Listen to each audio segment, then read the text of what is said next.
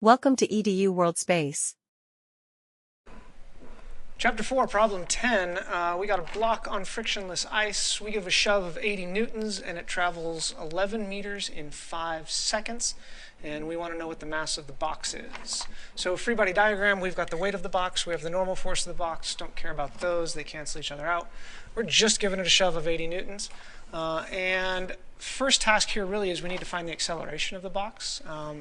And then we can use F equals ma. So starting there, actually, net force in the x direction is equal to mass times the acceleration in the x direction. We know that mass is going to be that net force divided by the acceleration.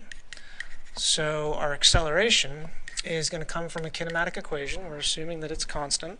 And so using the what are we going to go? X final equals x initial plus v initial t plus 1/2 at squared equation. X initial is 0, v initial is 0. So solving that for acceleration, we have 2 times x final divided by, nope, it's not divided by anything. Oh, no, it is. Divided by t squared. That's algebra. And so we're going to take that and we're going to plug in some numbers. So we have 2 times the distance traveled, that's 11, divided by the time squared, that's going to be 25. So the acceleration ends up being 0.88 meters per second squared. And now we can plug that into our F equals ma. The force was 80 newtons, the acceleration is 0.88, and we end up with a mass equal to 90.9 kilograms. So part A is finished. Part B says the dock worker stops pushing here after the 5 seconds, and they want to know how far the block travels in the next 5 seconds. So if we're not pushing anymore, that means we've got a constant velocity. So our velocity here we need to find, because I know the time interval is 5 seconds. So we're going to use another kinematic equation here to figure out how far it traveled. We're looking for delta x here.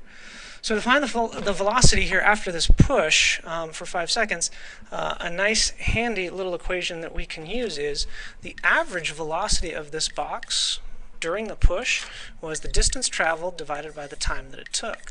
So we're looking at 2.2 meters per second.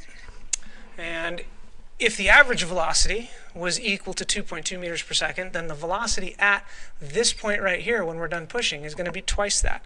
That's going to be 4.4 meters per second. Because the average velocity is going to occur if the acceleration is constant right at the midpoint. So by symmetry, you can argue that it's going to be double that at the end.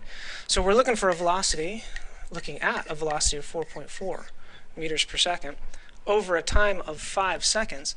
So if we do velocity times time, delta x here is going to be that velocity times the time that it took. So we are looking at 4.4 times 5, which gives us the lovely number of 22 total meters after that push.